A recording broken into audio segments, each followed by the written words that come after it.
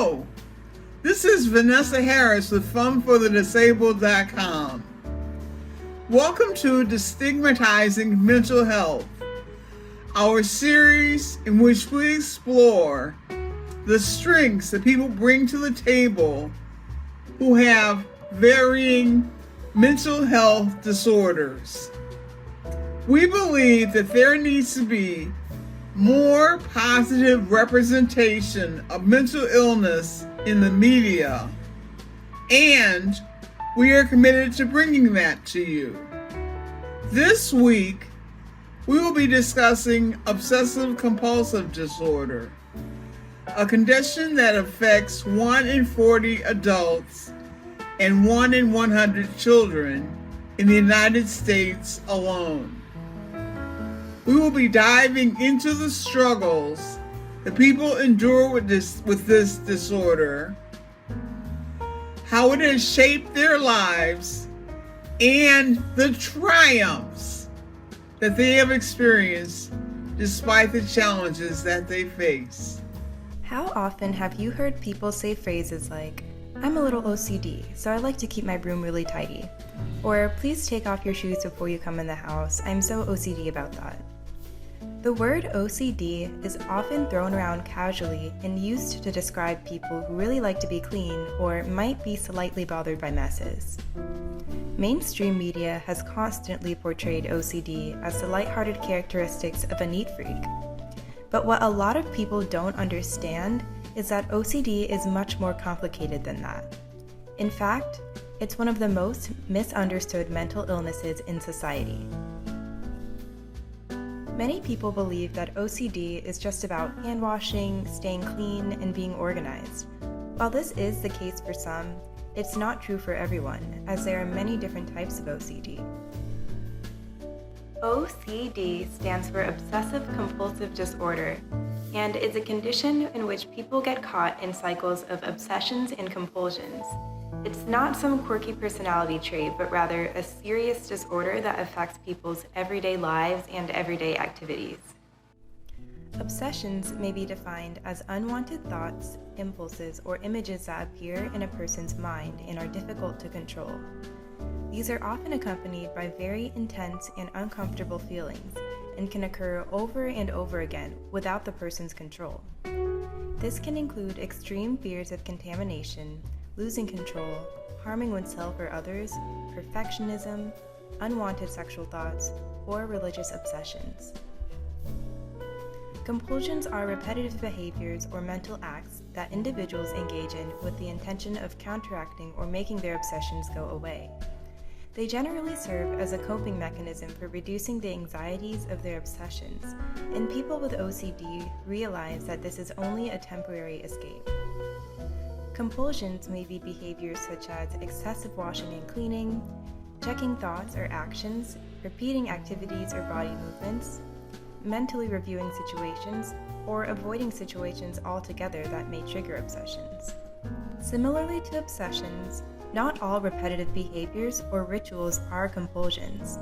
In most cases, individuals with OCD feel the need to engage in compulsive behaviors out of fear and anxiety. These actions are often time-consuming, distracting, and the individual would rather not have to do them. But although people with OCD face unique challenges every day, these challenges do not define them. People who live with OCD are some of the strongest individuals, and their disorder doesn't mean that they can't live happy, healthy, and successful lives. It's difficult for many to open up about their challenges because of the public misconceptions and stereotypes about the disorder that still exist today. However, there's no guilt or shame to be felt about having OCD or any kind of difficulties with mental health. In order to deconstruct some of the myths and misconceptions of OCD, I sat down with Molly and Tazia, two individuals who have lived with the disorder themselves. Could you introduce yourself to everyone and why you are here today? Yeah, absolutely. So I am Molly. My pronouns are she, her. I live in Virginia, and I have OCD, Obsessive-Compulsive Disorder. I also have social anxiety, which kind of goes along with that a little bit, but I am here to help break the stigma around mental health and mental illness, and just talk a little bit more about my experiences with OCD. Yeah, absolutely. So I am an artist, writer. I also currently work as a peer support specialist for harm reduction. And then I also majoring in disability and human development. So all of those fun stuff all come together essentially to work on making art and doing different activist work to help folks with varying mental health situations.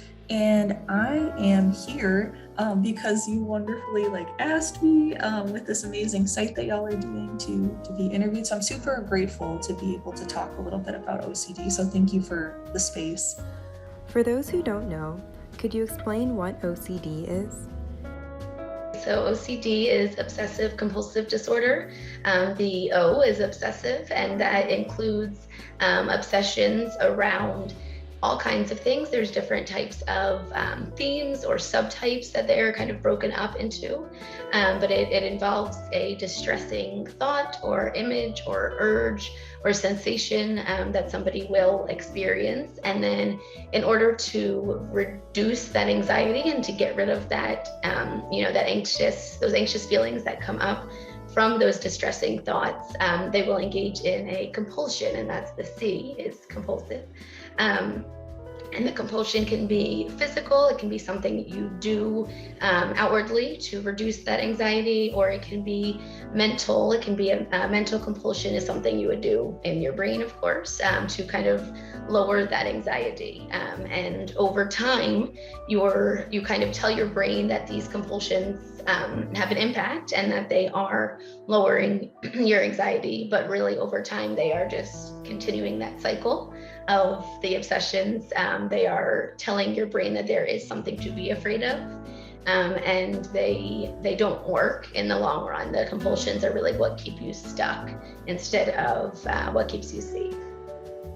Or having the fear that somebody is there at night in their home, and so having to check all the doors in their house and things like that. So it's a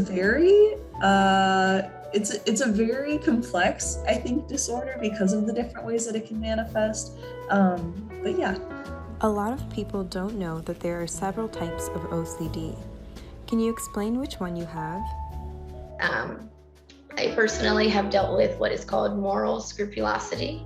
So it is basically the idea of being a good person, but the compulsions that I will give into have really no bearing on being a good person. So it will be things like if I type and I spell something wrong, my mind automatically goes to this dark place that that I think I am uneducated or dumb or not a good, I'm not putting on a good face. And so my compulsion would be to kind of reread things, to check things, to make lists, and to make sure that I am kind of going through them in a way that makes me feel more comfortable. I've also lately been dealing with a lot of harm OCD thoughts, which are, everybody gets those images when you're driving. What would happen if I swerved my car into the other lane? That's a common experience that everybody has at times. The difference with somebody with OCD is your brain gets kind of stuck on those images. And so you go through, well, what if I really want to do that? What if I'm ready to die? Or what if I want to die? What if I stabbed my partner right now? What would that, and you get those images that are distressing and uncomfortable and really hard to deal with. And so the compulsion in my case was things like avoiding knives, avoiding cooking with my partner, avoiding being in the same room as sharp objects sometimes, things that to the outside, person might seem kind of silly because of course I don't want to harm my partner.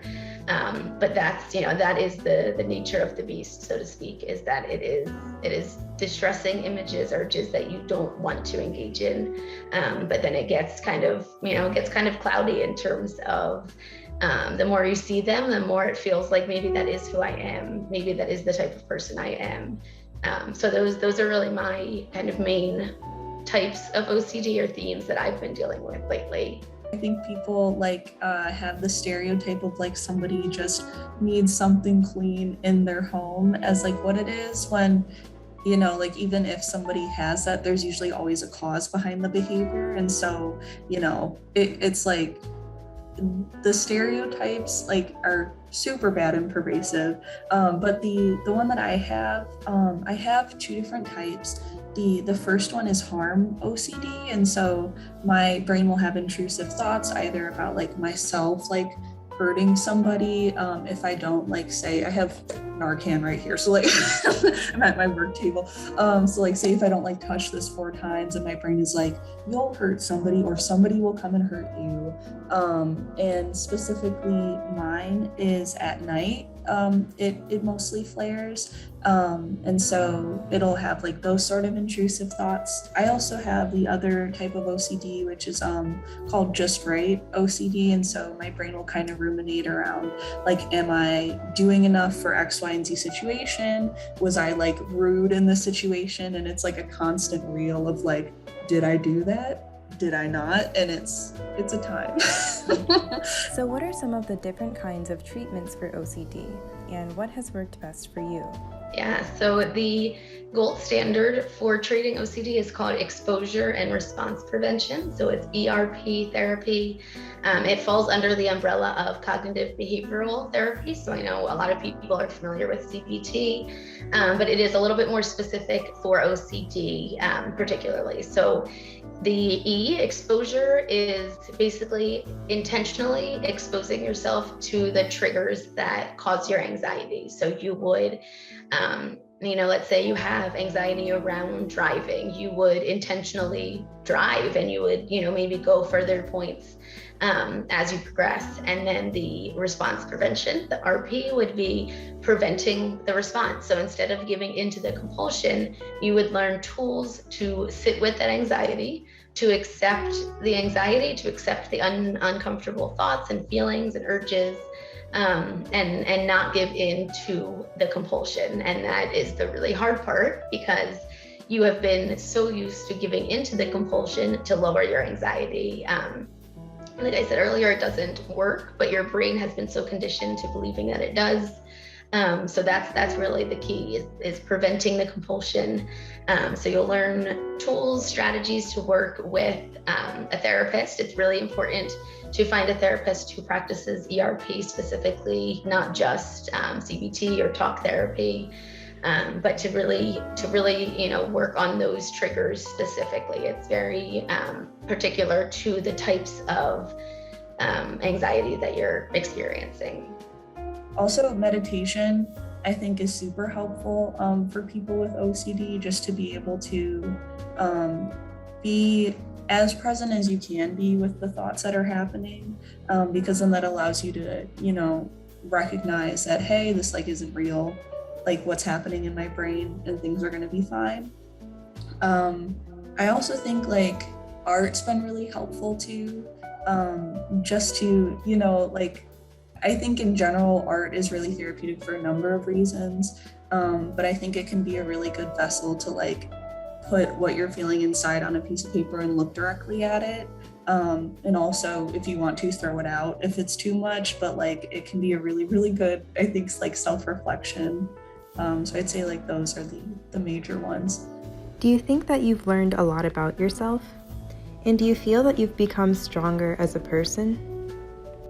Yeah, I think so. I think that's a great question too. Like, because I think just because like very early on, I had to be like, oh, this is something that's happening in my brain. Let's get to the root of it, as a form of coping. Like, it helped me be a lot more introspective, sometimes too much, I will say, but like it really helped me know myself a lot better, and I'm really grateful for that.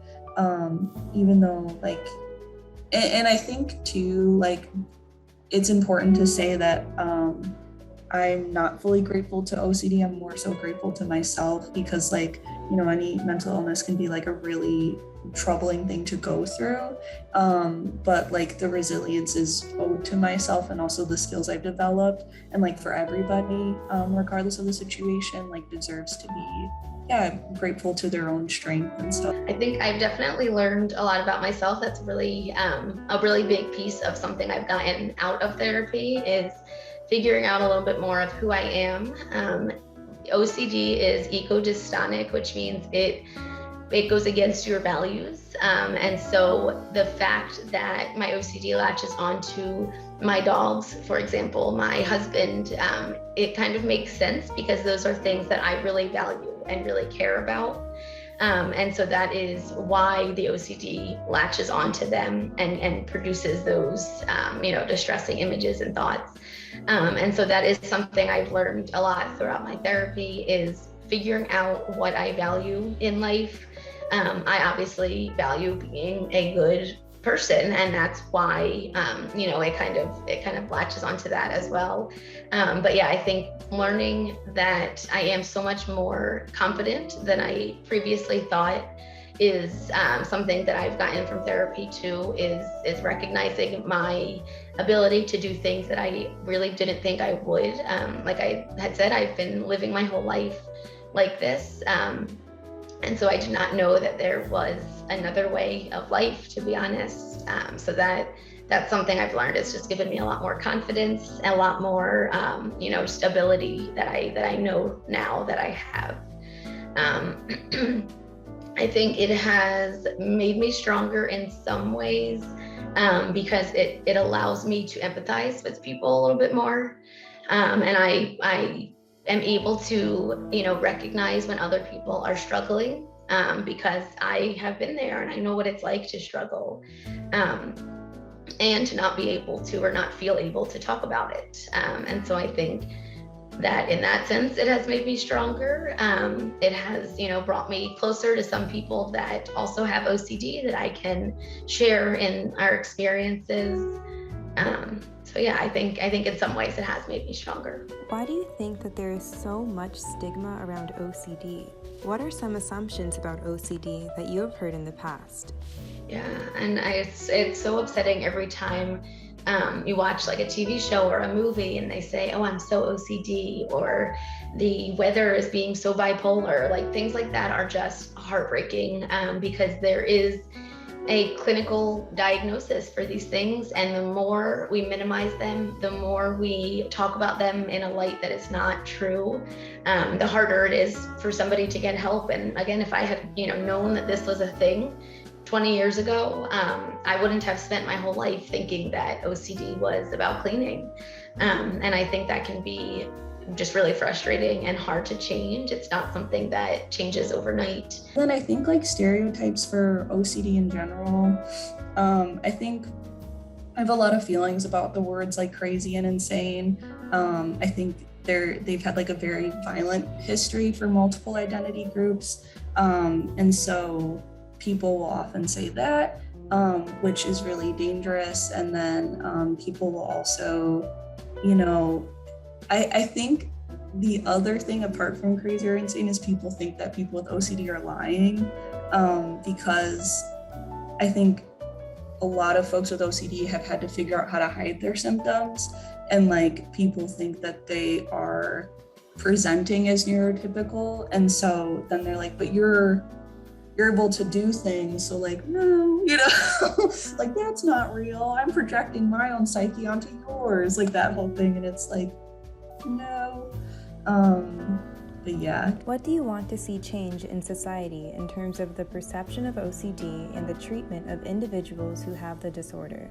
So on the, social, intrapersonal level, I think what would be the most helpful is honestly people really making an effort, particularly those who don't experience OCD. And I also do want to say that there's a lot of people who have OCD that don't realize that they have it, particularly because I think it's a lot of folks who don't have symptoms who are like mine, who it might be like, I don't want to say smaller because I don't think comparatives are super helpful when it comes to talking about mental health, but like, I guess not as intense symptoms.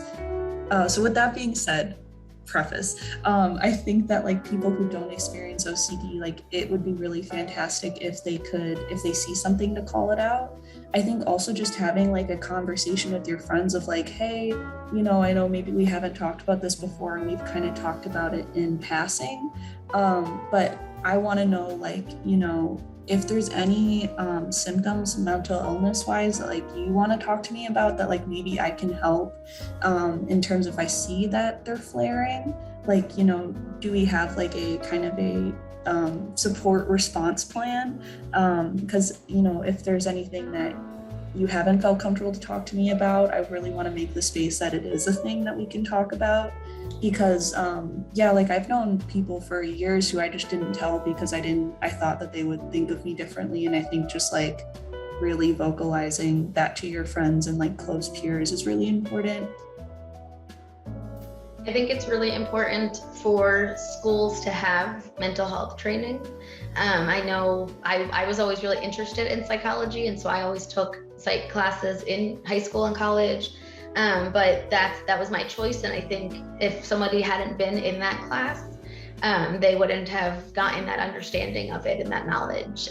So I think even starting in elementary school, there are a lot of ways that we can talk about mental health that is not, scary. You don't need to go into details, but just kind of laying down the basics of what it means to be a human with a brain and to have these experiences that other people are sharing. I think would be a really important big step in schools and in governments. In terms of just in general, I think again, just recognizing, what it really means, doing your own research, talking about things that you are knowledgeable in. I think the media needs to have, so often there are people in shows, or I'm thinking of like Glee with the one character that had OCD, and she might have done a good job in some ways, but I think like that was her entire character. She didn't really have much depth to her other than having this mental illness. And I think it needs to be more talked about, but also in a way less talked about, in the sense that that's a part of a person, but it's not all that they are.